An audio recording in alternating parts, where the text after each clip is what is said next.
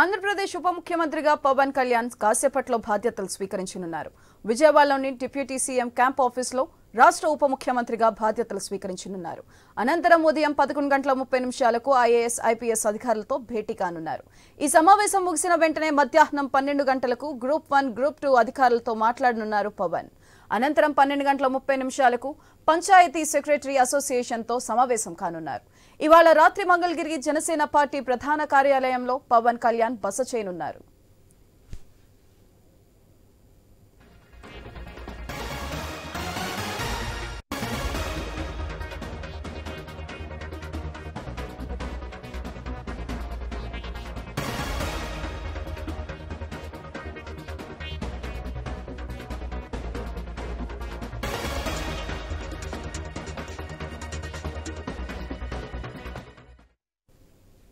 ఇప్పటికే పవన్ కోసం సచివాలయంలో ఆయన కోసం కార్యాలయం సిద్ధమైంది. నిన్న వెళ్లి తన ఛాంబర్ను పవన్ పరిశీలించారు కూడా. ఈ నెల 12న పవన్ కళ్యాణ్ ప్రమాణ స్వీకారం చేశారు. డిప్యూటీ సీఎంతో పాటు పంచాయతీరాజ్, గ్రామీణాభివృద్ధి, పర్యావరణ, అటవీ, సైన్స్ అండ్ టెక్నాలజీ శాఖ మంత్రిగా పవన్ బాధ్యతల్ని ఆయన నిర్వర్తించనున్నారు. ఇప్పటికే సీఎం చంద్రబాబుతో పాటు పలువురు మంత్రులు బాధ్యతలు స్వీకరించారు.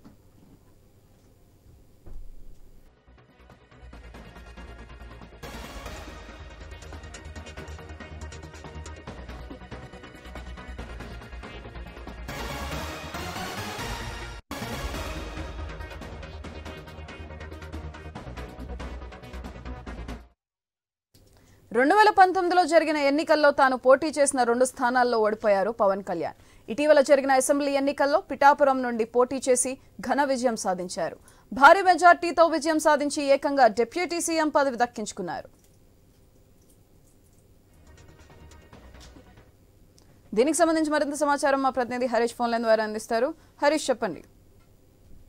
మరి కాసేపట్లో ఉప ముఖ్యమంత్రిగా, అదేవిధంగా పంచాయతీరాజ్ శాఖకు సంబంధించినటువంటి మంత్రిగా కొణిదెల పవన్ కళ్యాణ్ బాధ్యతలను స్వీకరించబోతున్నారు. ఇందుకు విజయవాడలో ఉన్నటువంటి క్యాంపు కార్యాలయాన్ని ఎంచుకున్నారు. వాస్తవంగా సచివాలయంలో తన బ్లాక్ లో తనకు కేటాయించినటువంటి ఛాంబర్ లో పవన్ కళ్యాణ్ పదవి బాధ్యతలు చేపట్టాల్సినటువంటి పరిస్థితి ఉంది. అయితే అక్కడ పూర్తిగా ఏర్పాట్లు చేయకపోవటం, అదేవిధంగా కొంతవరకు వాస్తు ప్రకారం కొంతవరకు మార్పులు చేయాల్సినటువంటి సిచ్యువేషన్ ఉన్నటువంటి నేపథ్యంలో పవన్ కళ్యాణ్ తాత్కాలికంగా ఇప్పటికే సమయం మించిపోవడంతో ఆయన విజయవాడలో ఉన్నటువంటి క్యాంపు కార్యాలయానికి రాబోతున్నారు. మరి కాసేపట్లో ఆయన క్యాంపు కార్యాలయానికి రాబోతారు. అక్కడే అధికారికంగా బాధ్యతలు చేపడతారు. ఆ తర్వాత అధికారులతో కూడా ఆయన సమీక్ష సమావేశం ఉంటుంది. ఐఏఎస్, ఐపీఎస్ కి సంబంధించినటువంటి అధికారులతో ఆయన సమావేశం అవుతారు. ఉప ముఖ్యమంత్రి హోదాలో ఐఏఎస్, ఐపీఎస్ కి సంబంధించినటువంటి అధికారులతో ఆయన సమీక్ష జరుగుతుంది. ఆ తర్వాత పార్టీకి సంబంధించినటువంటి నేతలు, కార్యకర్తలను కలుస్తారు. తనకు అభినందనలు తెలపడానికి వచ్చినటువంటి నేతలను మర్యాదపూర్వకంగా కలుసుకుంటారు.